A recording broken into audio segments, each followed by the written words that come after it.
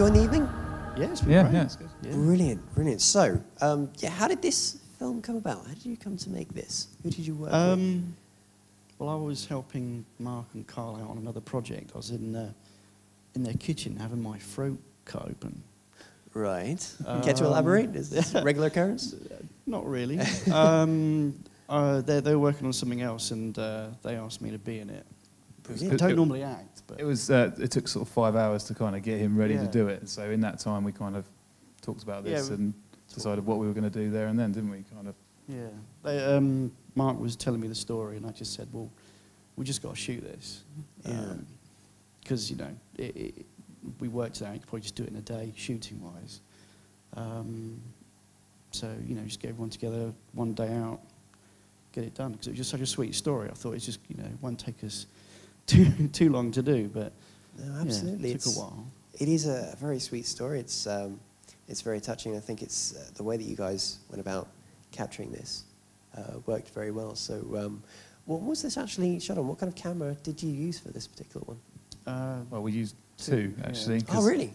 We used the 70, which is the Canon 70. And just for batteries, we had the I only had one battery, as well. so it died halfway through. So then we swapped to the 550D and finished up on that. Okay, so these are, for those in the audience who don't know, these are normally used as stills digital SLR cameras, but are now being used more and more to actually make films. Yeah.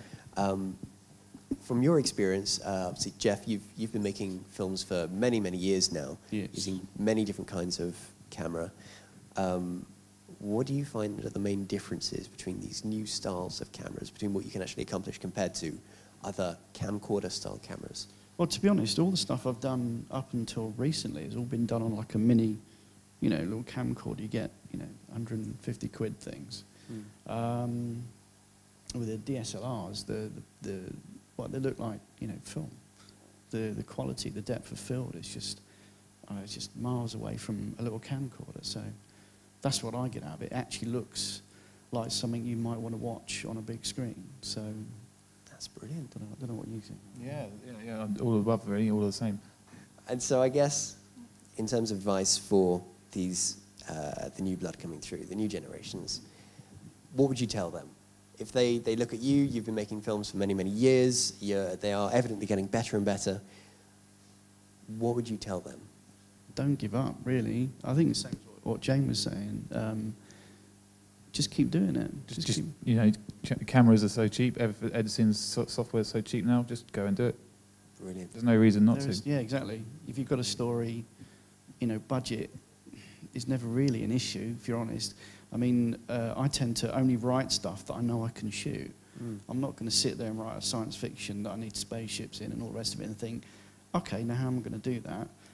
I wouldn't write it down if I thought, I don't know if I mean, it might be the occasional thing. You think, oh, that'll be a challenge. And then you push yourself. But you wouldn't go out there and write something that you thought, Christ, there's no way I'm going to make that. What's the point? But just write stuff down that you know that you can make and just do it. Brilliant.